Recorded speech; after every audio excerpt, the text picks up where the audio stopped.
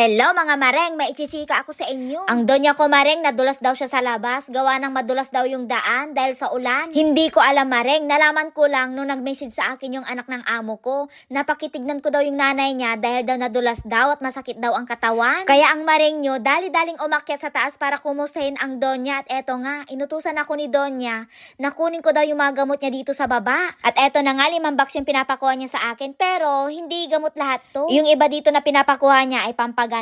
Di ayun na nga, kinamusta ko ang donya. Ang sabi niya, okay lang daw siya, wag daw akong mag-alala. Medyo masakit lang daw yung tagiliran niya, kaya ang sabi ko, ipa-check up. Pero ang sabi ni donya, wag na daw. Pero mareng, chinik ko pa rin yung tagiliran niya, tapos yung tuhod niya, kung may pasa, buti na lang mareng, wala. Alam niyo ba mareng, na kapag ganyang may hindi naramdam ang donya, nag-aalala ako kasi syempre, ayokong isipin ng mga anak niya na hindi ko inaalagaan ang donya. Buti na lang mareng hindi masyadong napuruhan sa pagkadulas ang donya. Anyway, ito pala yung mga box na inakyat ko kanina. Ang sabi ni donya, itapon ko na daw dahil puro expired na daw. Mga pampaganda tumareng, mukhang mamahalin no?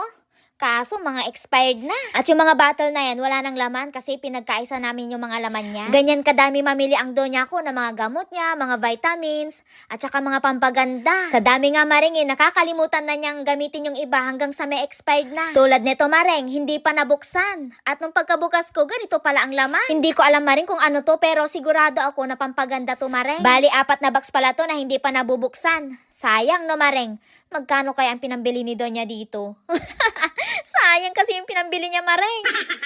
At hindi lang yun mga mareng, dahil meron pa, eto naman, cream. Cream to para sa mukha mareng. Tignan nyo ang lagayan niya. Lagayan pa lang, mukhang mamahalin na. Ang sabi pala ni donya sa akin mareng, itapon ko na daw to kasi expired na. Huwag ko daw i-keep, huwag ko daw gamitin sa mukha ko mareng. Pero naalala ko yung sinabi niya sa akin dati mareng, na kapag ganitong nagtapon ng donya ng mga expired na pampaganda, ay pwede kong ipahid sa paa, sa tuhod, diba? Kaya eto mareng, itatabi ko, hindi ko itatapon. Bibigyan ko rin si Ate Reka kasi gusto din daw niya, o, di ba?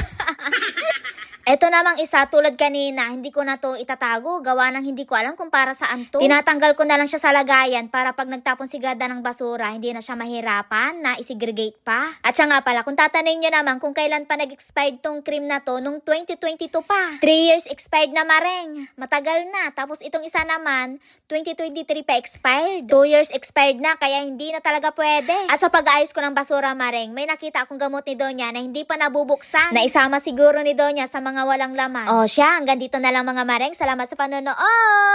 Bye!